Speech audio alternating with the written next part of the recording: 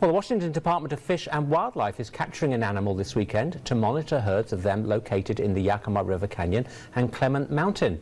We're joined now by reporter Austin Peppers. Austin, what are the animals they're capturing? What's being done?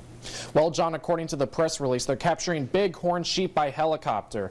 Now, I spoke to the regional wildlife program manager for the WDFW, try saying that 5 times fast, as well as one of their biologists, and they explained to me what the process is behind the study being conducted. We're capturing and collaring bighorn sheep to look at survival and studying bacterial infections coming from a bacteria called MOVI. Huffman also tells me they will do the capturing on site and keep them grounded. They do not relocate the sheep. Aaron Wampel, the WDFW district wildlife biologist, explained further, saying, quote, "Bighorn sheep will be captured by a professional aerial team working with WDFW wildlife biologists to deploy net traps from low-flying helicopters.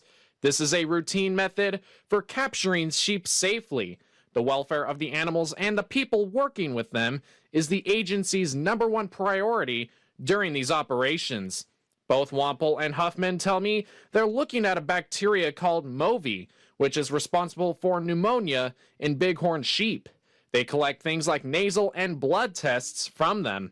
Huffman says they're also looking at this. Look at movements of sheep and survival and spread of that bacteria, and looking to hopefully at the end remove that bacteria from the herd and have them be healthy and thriving bighorn sheep populations in the state. Wampel explains the testing further in the press release, saying, quote, "Conducting disease testing and fitting sheep with GPS collars helps us understand how infections transfer between bighorn sheep social groups and where wild sheep may be vulnerable to contact with domestic sheep and goats. Ultimately, this data is vital to improving our ability to manage outbreaks in the populations."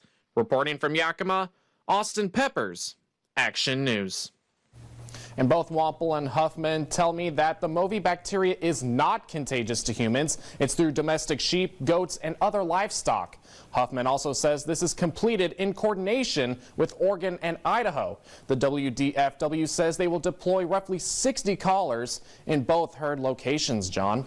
Now, did you get to see any of those beautiful beasts while you were up there today? Unfortunately, no, I did not. I wish I could have, but just looking at it through those videos, they look really huge. Well, they do look huge, but they look beautiful. The horns are amazing. Thanks so much, Austin.